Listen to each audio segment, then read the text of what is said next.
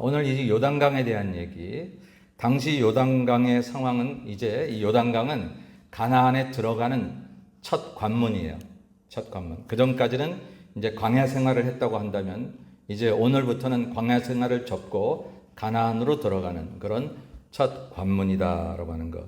그런데 당시 요단강의 상황이 곡식 거두는 시기에는 항상 언덕에 넘쳤다, 물이 넘쳤다라고 하는 얘기거든요. 아까 봤듯이 여러분 요단강 맞은편 요단 동편 시딤 지역에서 요단강 여리고 건너서 여리고 쪽으로 들어갔다 그랬어요. 근데 곡식 거두는 철이라고 하는 것은 지금으로 말하면 봄철을 말하는데 이게 저 북쪽에서 눈 녹은 물이 흘러 넘쳐서 좁던 요단강이 강폭이 커지는 거예요. 평소에 요단강의 강폭은 작은 데는 20-30m에서 한 50m 정도. 그런데 이렇게 물이 넘쳐나는 시기에 강폭이 커지면 1km 정도 이상 되고 그 물살이 아주 험하고 심해서 건너갈 수 없었던. 제가 2019년 겨울에 성지순례 갔을 때 요르단에서 이렇게 이스라엘로 넘어갈 때 그 예수님 세례터가 있었어요. 세례터에 갔는데 그게 요단강 강줄기거든요. 근데 지금 제 기억이 정확하진 않지만 뭐 여기 우리 예배당보다 비슷할까? 건너간 저쪽이. 이쪽은 요르단이고 저쪽은 이스라엘인데 강물이 이렇게 있어요. 근데 강폭이 그렇게 적더라고요. 거기서 이제 지금도 해마다 오는 성지순례객들이 거기서 세례를 요단강물에서 세례를 받고 싶다고 생각하는 사람들이 거기서 세례를 받고는 하죠. 그런데 요렇게 몇십 미터 안 되던 강폭이 지금 1km로 늘어났다고 하는 거예요. 그리고 이 강물이 늘어난 까닭이 위에서부터 물이 내려오기 때문이니까 이게 가속이 붙어가지고 그 물에 그 물살이 얼마나 빨라지고 또 깊어졌어요. 배 타고 가도 힘든 그런 상황이 되었다라고 하는 거죠. 그런데 거기를 건너가라는 거예요. 도보처럼. 이게 얼마나 모험적인 것이냐라고 하는 것입니다. 아마 요단강을 건너는 상황에 따지면 제일 최악의 조건이 아닐까. 질문할 수 있습니다. 하나님은 왜 하필 이렇게 정말 물이 많을 때 건너가게 하실까? 좋은 조건일 때 좀 건너가게 하시지. 그거 왜 이렇게 어렵게 하셨을까라고 할 때에 이럴수록 인간의 힘으로는 절대 할 수 없는 것임을 고백하게 되면서 전적으로 하나님을 의지할 뿐만 아니라 건너가고 난 다음에도 그래 하나님이 하셨어 라고 고백할 수 있고 그리고 그런 어려운 상황에 하나님이 나를 도우셨다는 그 믿음이 얼마나 성숙하고 견고한 믿음이 되기 때문에 하나님은 이렇게 택하셨다는 거예요. 제가 목회를 하면서 보니까 아파서 막 하나님께 기도해요. 삶이 어려워서 새벽에 나와서 기도하고 목사님께 중보기도 부탁하고 눈물 흘리고 근데 그 삶이 풀어지고 질병이 낫고 그럼 잠깐 감사하는 듯 하다가 대부분은 감사가 이어지겠지만 어떤 성도들은 다시 옛날로 돌아가요. 언제 내가 하나님을 찾았던가? 하나님이 나를 고치셨나? 하나님이 이 문제를 해결하셨나? 때가 되니까 됐지 라고 하는 생각으로 그렇게 생각하면서 다시 옛날로 돌아가는 사람들이 참 많더라고요. 왜 그럴까? 문제가 해결됐는데 중요한 사실은 뭐예요? 믿음 없이 문제만 해결되면 올해 해결된 것 내 공로인 줄 알고 하나님에 대한 감사나 하나님에 대한 믿음 없이 그냥 나의 공로로 삼다가 결국 하나님을 더 의지하지 않게 되더라라고 하는 것을 볼 수 있어요. 성경이 지속적으로 우리에게 말하고 싶어하는 것은 뭐냐면 하나님은 우리의 조건들을 채워주시기는 하지만 그보다도 하나님이 원하시는 것은 우리의 믿음이 커지기를 원하시는 거예요. 믿음이 커지지 않은 상황에서 문제만 해결되면 많은 경우에 오히려 옛날로 돌아가고 믿음 잃어버리고 그냥 다시 딴 길로 걸어가는 사람들을 볼 수 있다라고 하는 것입니다. 하나님은 사람이 더 중요해요. 사람이 가진 조건보다. 우리는 근데 조건이 더 중요해요. 급해요. 빨리 이 조건들이 바꿔지길 바라요. 병이 낫기를 바라고 가난이 부함으로 바뀌어지기를 바라고 문제가 좀 해결되기를 바라요. 우리 하나님이 그것을 원하시지 않는 건 아니지만 하나님이 그보다 더 원하시는 건 뭐냐면 그 일 위하여 네가 먼저 변화될 수는 없겠니?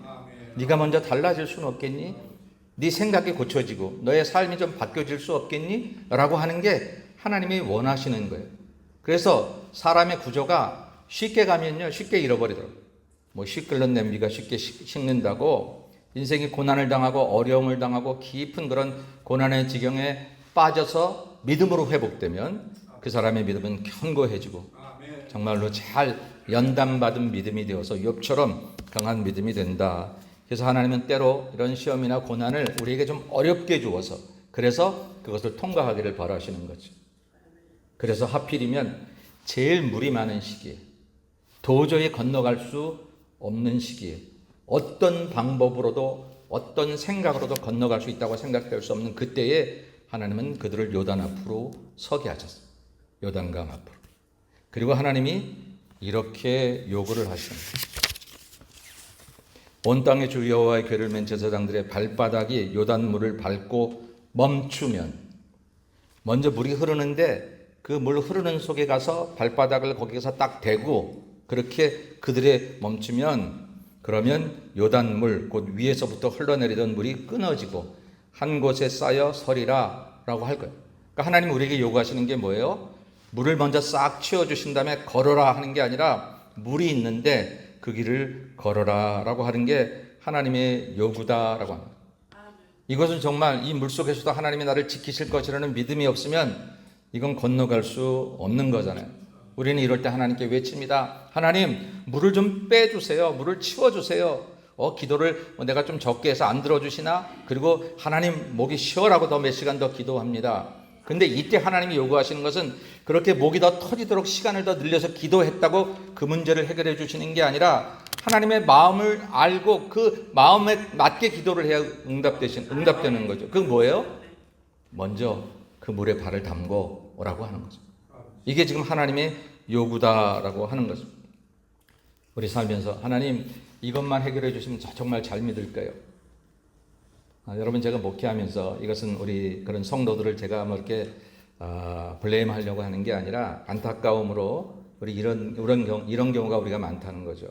하나님, 나 이거 몸만 낫게 해주시면, 하나님 우리 자식만 대학에 붙게 해주시면, 이번 사업만 잘 되게 해주시면, 그러면 하나님, 그러면 나 정말 열심히 할게요. 정말 잘할게요. 봉사하고 헌신하고 헌금하고 그리고 주님을 위해서 살게요. 이런 약속들을 우리가 얘기하는 경우들이 종종 있습니다. 어떤 분들은 정말 그래서 하나님이 또 응답 주셔서 그걸 가지고 믿음 더 키워서 잘하시는 분들도 있지요. 그런데 상당한 경우에, 많은 경우에 그러지 못한 경우가 상당히 있다라고 하는 겁니다.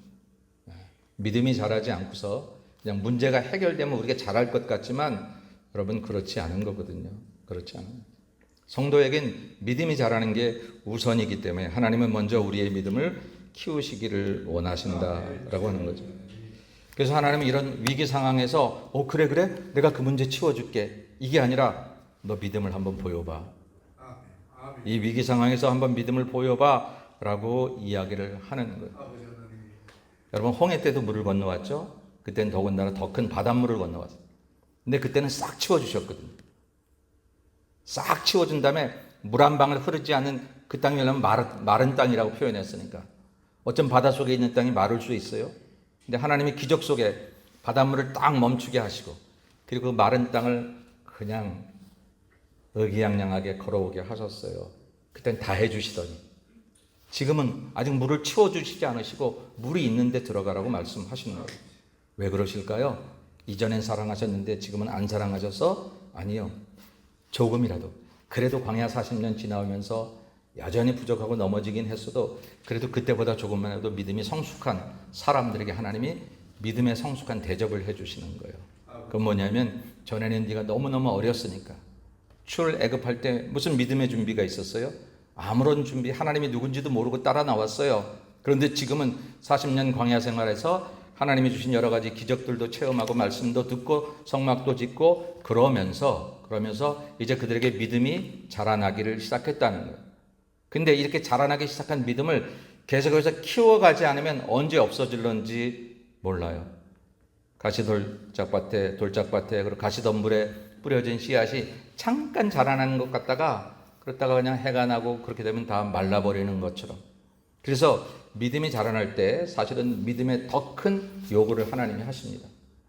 사실은 우리 이제 교회에서는 믿음이 연약한 자를 잘 돕기 위해서 초신자들 보면 다른 일 안 시키고 막 이렇게 정말 뭐 누구 대접하듯이 그렇게 하지만 그거 나쁜 건 아니지만 그러나 우리가 믿음이 자라난다는 측면에 있어서는 사실 그럴수록 우리가 믿음 앞에 도전을 받아야 하는 것이죠.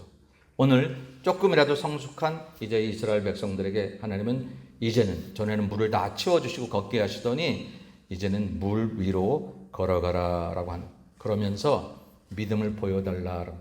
물론 성경에 믿음을 보여달라고 하는 말은 없지만 이 말씀을 가지고 오늘 제가 설교하면서 우리 같이 하나님 앞에 고민해 봐야 될 문제가 바로 우리의 믿음을 보여야 된다는, 우리의 믿음을 드러내야 되고 우리의 믿음을 찾아내야 되고 우리의 믿음이 증거로 나타나야 그게 진짜 믿음이지, 생각 속에 나는 믿는다 아직 아니라는 거예요. 아직 아니라고 하는 것이죠.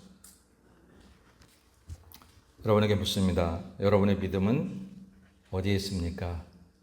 혹 여러분이 전도하려고 그랬더니 누군가가 믿음이 뭔데? 믿음을 나한테 보여줘봐. 뭐 하나님 보여줘봐. 뭐 이렇게도 얘기하는 사람들도 있죠. 그때 여러분 뭘 보여주실 수 있을까요? 네가 믿어? 네가 믿으면 도대체 믿음이 뭔데? 믿음을 좀 보여줘봐. 라고 하면 여러분 뭘 보여줄 수 있습니까? 나 여기 성경책 있어? 나 여기 찬송가 있어? 아니면 저한테 전화 걸어서 목사님 교족부 좀 띄워주세요. 내가 전도하려니까 내가 믿음이 있냐 보여달라는데 내가 예수 믿게 교인이라는 걸 좀 보여줘야 되겠어요. 여러분 그게 우리가 보여줘야 될 것일까요?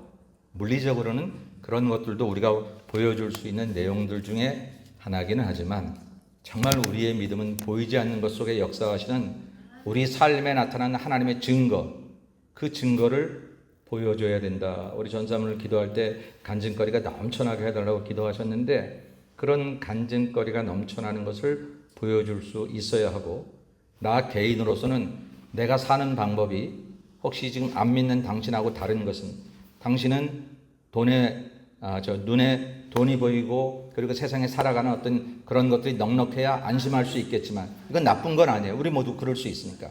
근데 나는 때로 이것에 의지도 하지만 이것보다 더 의지하는 게 있는데 보이지 않는 하나님, 그 하나님이 나를 돌보시고 지키실 것이라는 믿음, 그 믿음으로 산다고 하는 것을 우리가 보여줄 수 있어야 한다는 것을. 오늘 요단강 앞에서 우리에게 요구하는 하나님의 요구는 뭐냐? 이 건너게 하는 것은 하나님에게 일도 아니에요. 근데 요단강을 가르고 홍해를 가르는 것보다 더 어려운 건 뭐냐면 우리의 마음에 주님을 주인 삼고 하나님만 믿는 믿음으로 살아가는 것, 이건 우리에게 자유의지를 주셨기 때문에 하나님이 되라 마라 이렇게 안 하신단 말입니다. 우리 스스로 선택해야 되기 때문에 우리에게 계속해서 이런 요구를 하신다라고 하는 것이죠. 믿음이 있다고 하는데 정작 믿음을 사용해서 기적을 만들어야 될 그 현장에서 아무런 믿음의 역사도 나타내지 못한다고 한다면 그건 우리 스스로도 허상을 쫓고 있는 거 아니겠습니까?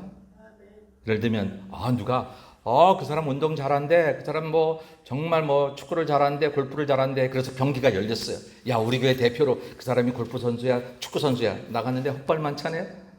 운동장에 나가서 만약 그런다면 그 사람의 실력은 허상이었잖아요. 잘한다는 생각만 갖고 있었지 잘하는 건 아니잖아요. 우리의 믿음이, 내가 믿음 있다는 생각을 가진 것과 실제로 믿음의 역사가 내 삶에 나타나는 것은 다르다라고 하는 것이죠.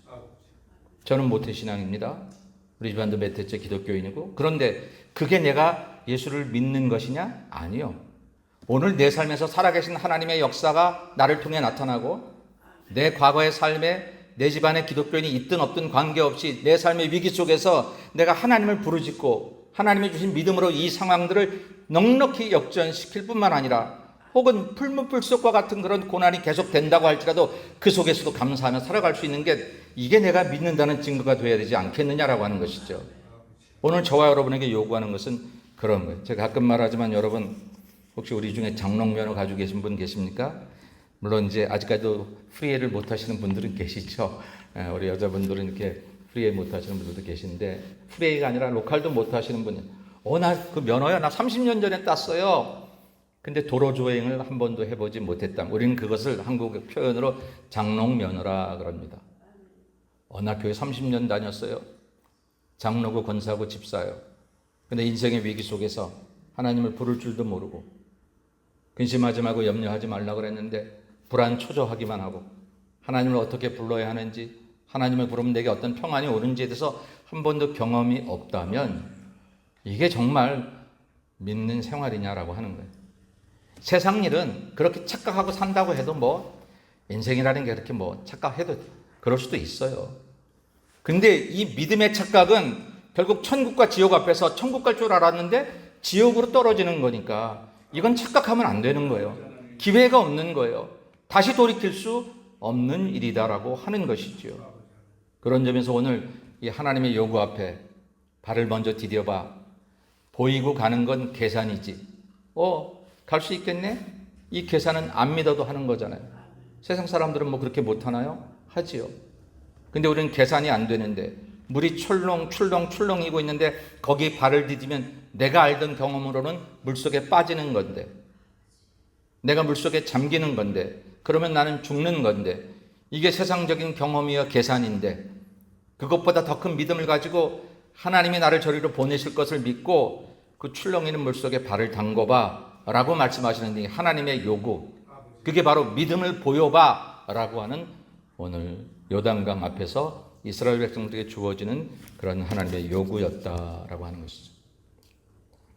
그런데 감사하게도 그 믿음, 그 요구 앞에 믿음으로 그들은 순종하는 모습을 보입니다. 오늘 성경 말씀에 보니까 궤를 맨 제사장들의 발이 물가에 잠기자. 물론 제사장들이 먼저 갔어요. 제사장들이 먼저 갔다고 꼭 믿음은 목사들만 있는 게 아니고 오히려 믿음에 있어서는 하나님만이 평가하시겠지만 믿음 좋은 평신도들이 얼마나 많아요. 근데 어쨌든 지금 이 행렬에 있어서 영적인 리더들, 그 제사장들이 궤를 두고 법궤를 들고 물속에 들어갑니다. 그럼 점점 물속에 빠져야 되는데 갑자기 저쪽에서부터 물이 끊어지기 시작하는 거예요. 물이 끊어지기 시작. 이쪽으로 더 이상 물이 흘러오지 않는 것이죠. 건너가는 쪽에. 이쪽으로는 사해가 있는데 평소에 늘 흘러가던 요단강 줄기의 물이 말라버려서 사해로 들어가지 않는 놀라운 일이 일어나게 됩니다. 그래서 제사장들이 그 속에서 계속 법궤를 가지고 서 있어요. 강물 속에. 물이 점점 말라가니까. 그리고 백성들이 계속해서 그 강물을 건너가기 시작합니다. 짧을 때는 20-30m였는데 50m 뿐이 안 됐는데, 근데 1km가 된 그런 기나긴 강물 속 바닷길을 걸어왔던 이 백성이 이젠 강물 속을 걸어가게 된다. 곧 위에서부터 흘러내리던 물이 그쳐서 사르단에 가까운 매우 멀리 있는 아담성읍 변두리, 저쪽 오른쪽에 있는 그런 일어나서 한 곳에 쌓였다. 물이 일어나서 한 곳에 쌓였다고 표현되고 있는 거예요. 아라비아의 바다 여매로 향하여 사해를 말합니다. 흘러가는 물은 온전히 끊어지매 백성이 여리고 앞으로 바로 건널세. 놀라운 일이 일어났죠. 그리고 계속해서 말하기를 여호와의 언약궤를 맨 제사장들은 요단 가운데 마른 땅에 굳게 섰고 그 모든 백성이 요단을 건너기를 마칠 때까지 모든 이스라엘은 그 마른 땅으로 건너갔더라 라고 이야기하고 있습니다. 놀라운 기적이 일어났습니다. 홍해하고 다른 점은 이미 말씀했지만 물이 있는데, 그런데 이들이 믿음을 가지고 그 물을 이제 흘러내기 시작했어요. 예수님께서 이 땅에 오셔서 여러 가지 기적을 베푸실 때 혈루병 앓는 여인을 고치신다든지 눈먼 자의 눈을 고치신다든지, 그리고 고치신 다음에 예수님이 거의 대부분 이렇게 말씀하셨어요. 뭐라고요? 내 믿음이 너를 구했다, 고쳤다. 아니 누가 고쳤는데? 예수님이 고쳤죠. 이 사람들 암만 내가 나야지 그런 믿음을 그동안 수없이 가졌어도 못 고쳤어요. 그 누구도. 예수님이 고쳤어요. 근데 예수님 왜 그렇게 말씀하실까? 지금 눈앞에 있는 예수는 그 사람에게서 눈에 안 보이게 사라질 수 있어요. 그 사람하고 영원히 같이 사는 게 아니에요. 그러나 그 예수님은 지나가도 내 눈앞에서 안 보여도 예수님이 나를 고쳤다는 믿음은 내 안에 남아있을 수 있어요. 예수님이 이제 너 그거 갖고 살라는 거예요. 너의 눈앞에 보이는 나는 물리적으로는 잠깐 너에게 보여줄 수 있지만 지나가고 안 보일 터이나, 그러나 내가 고쳤다고 하는 그 생각을 틀림없이 확신하는 그 믿음은 너의 마음속에 신비에 마음에 아주 잘 박힌 못처럼 팍 박아 놓으면 그 다음에 또 다른 병이 와도 그래, 날 고치신 예수님께서 나를 고치시겠지? 그 믿음을 활용하라는 거예요. 그 믿음을 사용해서 살라라고 하는 것이죠. 그래서 오늘 이 무리를 철렁철렁 거리는데 거기에 무리를 걸어가는 이 믿음을 보여줬더니 강물이 갈라지는구나 하는 이 놀라운 경험을 통해서 이스라엘 백성들은 앞으로 이 요단강 물처럼 범람하고 우리를 위험에 빠뜨리는 수많은 인생의 요단강이 찾아온다고 해도, 수많은 인생의 위기가 찾아온다고 해도 우리는 발을 먼저 디디는, 내 믿음을 먼저 보여드리는, 다 채워주시면 하나님 감사합니다. 그게 아니라 이 어려운 중에도 먼저 믿음을 보여서 하나님께 영광 돌릴 때 내 인생이 요단강이 쫙 갈라지는 역사가 나타날 줄로 믿습니다. 이거를 믿으라고 하는 것이죠. 이제는 결론입니다. 그러면 오늘날 우리에게 믿음을 먼저 보이라는 것은 어떤 상황들을 말할까요? 여러분 한번 생각을 해보자고요. 이건 여러분들의 숙제입니다. 오늘날의 삶 속에서 옛날엔 그랬구나. 요단강 앞에서. 근데 뭐 우리가 강물 앞에 가야 돼 꼭 믿음을 얘기하는 게 아니라 우리의 일상에서 우리의 삶 속에서는 도대체 어떨 때 우리의 믿음을 보이라고 하는 얘기일까라고 하는 거. 상황이 어려운데 하나님께서는 이 어려운 상황에도 감사하라고 하는 거예요. 이거 좋은 얘기지. 여러분 이게 아니에요. 이 얘기를 보고 여러분들이 그래 맞아 좋은 얘기야. 이건 아직 여러분들이 이렇게 하고 있는 게 아니에요. 그냥 그 얘기 좋다고 끄덕거릴 뿐이지. 실제로 그래야 된다는 거예요. 교통사고가 났는데 사업에 부도가 났는데 여러분 그때도 감사할 수 있을까요? 어려워요. 쉽지 않아요. 근데 늘 말하지만 신앙생활은 쉽게 가자고 믿는 게 아니라 바르게 가자고 믿는 거라 바르게 가기 위해서 때로는 어려움도 있을 수 있어요. 근데 그 어려움에서 하나님 이 문제를 해결해 주세요. 안 하던 기도도 하고 안 하던 헌금도 하고 안 하던 봉사도 해서 없어졌네? 그럴 수도 있지만 오늘 좀 더 성숙하게 하나님께서 우리를 대하신다면 뭐냐면 내가 너에게 준 믿음이 있지 않니? 이제 그 믿음을 꺼내볼래? 여러분 지갑 속에 100만 불짜리 크레딧 카드가 있으면 뭐해요? 가서 긁지 않으면 효력을 발생하지 못하잖아요. 지갑 속에 고이 모셔둔 그런 크레딧 카드는 아무런 역사를 하지 못하는 거예요. 나와서 긁어야지. 100만 불짜리 있으면 좋겠죠. 저는 2주 전 이 기도를 시작할 때 지갑을 통째로 잊어먹어가지고 면허증 카드 다 잊어먹었어요. 하나님이 이종을 시험하시나 기도회를 시작하는데 왜 이렇게 하셨나 그랬는데 쓸데없는 소리를 했습니다. 죄송합니다. 여러분 믿음이라는 게 사용하지 않으면 이게 내게 아닌 것으로 우리 알아야 돼요. 사용하지 않는 믿음을 가지고 그래 믿음이란 그런 거지. 히브리서 11장에 보니까 믿음은 바라는 것들을 보이지 않는 것들의 증거야. 이거 아무리 외운다고 할지라도 내가 그렇게 살지 않으면 이건 내 거 아니라고 하는 것이죠.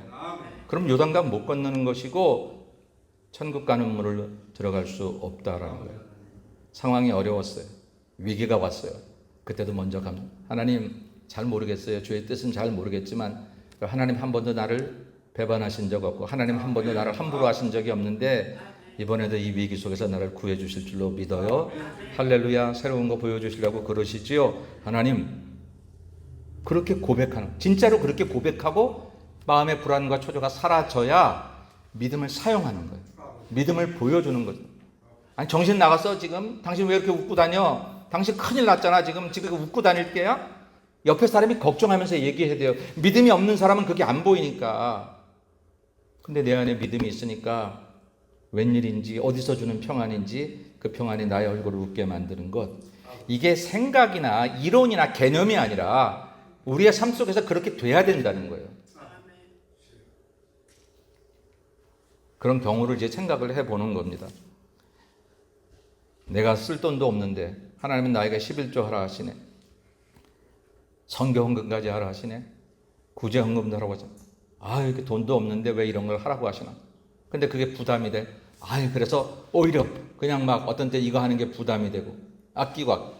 근데 여러분 제가 이렇게 살면서 보면 사람이 자기가 가치를 두는 데는 돈을 아끼거나 시간을 아끼거나 그러지 않더라고요. 그러니까 사실은 이 헌금의 문제는 돈의 문제가 아니라 이게 믿음의 문제예요. Anyway, 어떻든 간에 지금 이런 부담이 올 때 없는 중에도 드리는 게 진짜지. 많아서 드리는 것은 내 계산이지. 근데 없어도 하나님이 이것을 좋아하시니까 드리면 하나님께서 축복하실 것이다라고 생각하는 것, 이게 믿음을 보여주는 것이지. 기도의 응답이 없거나 더딜 때 1년을 기도했는데도 응답 없어요. 그래도 하나님은 계속 기도하라고 하시네. 기도한다고 되는 건 아닌가 봐 라는 생각이 들어갈 때 아니야. 그래도 기도는 공짜가 없다고 했어. 천국은 무릎으로 들어간다고 했어. 우리가 기도의 자리에 서면 하나님께서 응답하실 거야. 우리 오늘 다니엘 기도의 그런 주제성구처럼 너는 내게 부르짖으라. 내가 내게 응답하겠고 내가 알지 못하는 크고 은밀한 일을 내게 보이리라고 약속하셨어 라면서 기도를 중단하지 않는 것. 이게 믿음을 보여주는 거예요. 믿음을 보여주는 것. 가끔 성도들이 목사님 기도할 힘도 없어요. 얼마나 힘들면 그런 얘기를 할까? 내가 동정은 할 수 있지만 내 동정이 그를 천국까지 못하게 만드니까 목사로서 그래 힘들지, 힘들면 하지 마, 이렇게 말해주는 게 인간적으로는 그 사람에게 공감을 줄 수 있을런지 몰라도 천국을 가게 해야 하는 지도자로서는 그건 안 좋은 거잖아요. 근데 그만큼 힘드니까. 그런데 바로 그때 믿음이 필요해요. 그때 믿음이 필요하다. 신앙생활 하다 보면 이해되지 않는 일도 얼마나 많은지 모릅니다. 그런데 그때도 이해되지 않는 일에 대해서도 순종하고 그리고 행함으로 그 일을 감당하는 것. 하나님이 자꾸 요구하시는 거예요. 내 생각엔 그렇게 하는 게 좋을 것 같지 않은데 하나님이 자꾸 내 마음에 그런 마음을 동시에 주시는 거예요. 생각은 이론은 그렇지 않은데 마음속을 뜨겁게 하세요. 그때 하나님께서 내가 이해되지 않아도 순종이 내 지성보다 내 생각보다 더 옳은 것임을 보여주실 때가 있는 거죠. 열매가 없는 것 같아도 계속 섬김과 봉사를 하라고. 하나님에 대한 섬김은 공짜가 없다. 제가 이렇게 목회하면서 보면요, 믿음의 2대 3대 이렇게 얘기하잖아요. 근데 그런 분들에게 내리는 하나님의 특별한 은혜가 있어요. 그건 뭐냐면 부모들이 잘 믿어서 잘 믿는 그 축복이 그 자녀손들에게 가는 게 있어요. 우리가 흔히 그런 얘기하죠. 저 사람은 기도가 많이 쌓였어. 교회도 그럽니다. 어느 교회 가면 기도는, 이 교회 가면 참 기도가 많이 쌓인 교회 같아. 근데 어느 교회 가면 냉랭하고, 어떤 사람 보면 그 사람은 똑똑한 것 같은데 웬일인지 힘들고 어려운 일들이 많아 보여. 왜 그럴까? 쌓인 기도가, 쌓인 축복이 없기 때문에 그렇다라고. 만일 여러분들이 주를 위해 수고하고 애쓰는 게 당장 내게 어떤 열매가 없는 것 같아도 사실은 그것보다 더 귀한 여러분을 위한 투자는, 여러분의 자손을 위한 투자는 없는 줄로 아셔야 됩니다. 왜냐하면 하나님께 한 것이 다 공짜가 없기 때문에 하나도 땅에 떨어지지 않고 다 기어가져서 여러분들의 자녀손들의 복이 되게 하시고 우리의 삶의 축복이 되게 하시는 줄로 믿습니다. 어떤 일을 판단해야 할 때 여론보다, 이 세상의 생각보다는 하나님의 말씀을 따라가게 하시는 것. 이거 아닌데, 하나님 말씀이 그러긴 하지만 아이고 그래도 세상이 어디 그런가 라는 갈등이 생길 때, 그때 우리가 하나님의 말씀을 따라가는, 그래서 그 길을 선택하는, 그게 바로 우리가 믿음을 보여주는 길이다라고 하는 것이죠. 여전히 아픈데, 질병 중인데 나을 줄로 믿고 감사하고 지금 이 아픈 몸을 가지고도 주를 위해 애쓰는 것. 나으면 할게요. 하나님 저 고쳐주시면 일 다 할 거예요. 근데 믿음 없이 그렇게 얘기하는 사람들, 병 나도 오히려 하나님 앞에 서지 못하는 경우들을 많이 목회하면서 봅니다. 하나님이 내 몸을 고치실 때에 내 영혼도 고치시기를 원하시는구나 라고 믿고 여러분 두 개를 다 고쳐주실 하나님을 믿는 게 믿음을 보여주는 거죠. 그래서 더 많이 있지만 하나만 더 얘기하면, 전도의 열매가 당장 없어도 계속 전도하려고 하는 것. 전도는 하나님이 가장 좋아하시는 것. 내 평생 살면서 나중에 하나님 앞에 갔을 때 너 누구 전도하고 왔니? 라고 말할 때 그때 그래도 손가락이 모자라면 제일 좋고, 한 손가락이라도 있어야지. 아무개요 하나님. 근데 그게 없다면 좀 우리 잘못 산 거 아닐까요? 시간이 없는데 주를 위해 시간을 내라고 하시고, 슬픔이 오는데 기뻐하라고 말씀하시고, 낙심되는데 찬양하라고 하시고, 예배하라고 하시고, 이게 믿음을 먼저 보이라고 하는 얘기입니다. 말씀 정리합니다. 내 앞에 가로놓여 있는 요단강을 건너는 길은 이제는 내게 있는 믿음을 보여주는 거예요. 내 믿음을 찾아내야 돼요. 그런데 내게 믿음을 보여줄 수 있는 것은 행함을 통한 순종뿐이라는 거예요. 생각으로 수없이 살아왔어. 하겠다고 약속으로 수없이 살았어요. 잘하겠다고 하는 얘기를 수없이 많이 했어요. 죄송한 얘기지만 그거 진짜 아니에요. 아직 안 한 거잖아요. 우리가 아직 안 한 거예요. 이거에 대해서 우리가 솔직하지 않으면 대충 천국을 그저 이렇게 대충 가는 그런 인생. 근데 신앙의 길은 의외로 철저하고 냉정해요. 아닌 것을 기라하고 대충 데려갈 수 있는 길이 아니라고 하는 거. 오늘 요단강 앞에서 우리의 믿음을 다시 한번 돌아보고 믿음을 요구하시는 하나님 앞에 이제 믿음을 끌어내셔야 됩니다. 그 믿음은 행함으로 나타나지 않으면 생각 속에 있는 것은 아직 아닙니다. 행함으로 나타나는 여러분의 믿음을 오늘부터, 이 예배 시간 끝나고서부터 여러분들이 순간순간 나를 힘들게 하는 그 사람 앞에 감사로 축복하고 하는 일부터 시작을 했어요. 우리가 믿음으로 행함을 통해서 우리 앞에 있는 요단강을 힘있게 건너가는 우리 모든 성도들이 다 되시기를 주님의 이름으로 간절히 축원합니다. 기도하겠습니다.